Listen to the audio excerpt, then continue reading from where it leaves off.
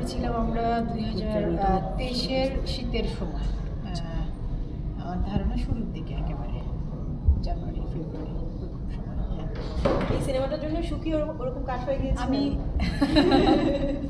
আমি কোনো সিনেমার জন্য, কোনো নাটকের জন্য, কোনো ডিজাইনারের মডেল হওয়ার জন্য শুকাইনি। আমি অনেকদিন ওভারওয়েট ছিলাম, আমার ওজনটা কমানোর চেষ্টা করেছি সুস্থ থাকার জন্য। এইভাবে অতিরিক্ত ওজনে আমার শরীরে খুব সমস্যা হচ্ছিল, এটা অসংখ্যবার বলেছি আপু। আমার এর সাথে কাজের কোনো সম্পর্ক নেই। আচ্ছা, আমি ভেবেছিলাম যেহেতু ক্যারেক্টারটা ওরকম ছিল, হয়তো ডিরেক্টরের কথায় অথবা ব্যাচে বলে লিখেছিল, তাই তো?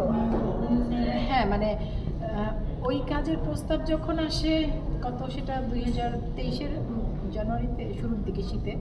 আর হ্যাঁ, আমার মানে ওয়েট লস জার্নিতে কমপ্লিট হয়ে গেছে 2022-এ, সো 1 বছর পর কাজটার প্রস্তাব এসেছে। আপু, আপনার ফেসে একটা বিউটি স্পট আছে যেটা অন্যরকম চোখে বাঁধে, সেটা হচ্ছে আপনার চোখের পাশে একটা তিল আছে। ওটা মানে মনে হয় যে হয়তো কিছু একটা দেয়া, হয়তো কোনো স্টোন দেওয়া বা কিছু, কিন্তু ওটা আসলে তিল। এটা আপনার ভালো লাগে?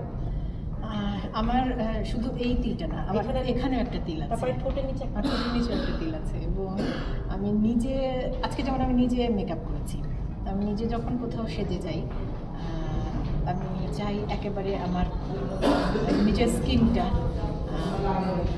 নিজের চোখটা, নিজের নাকটা যেন বুঝতে পারা যায়। আমি শুধু আমাকে আমার মতো রাখতে চাই, হালকা মেকআপ পছন্দ করি।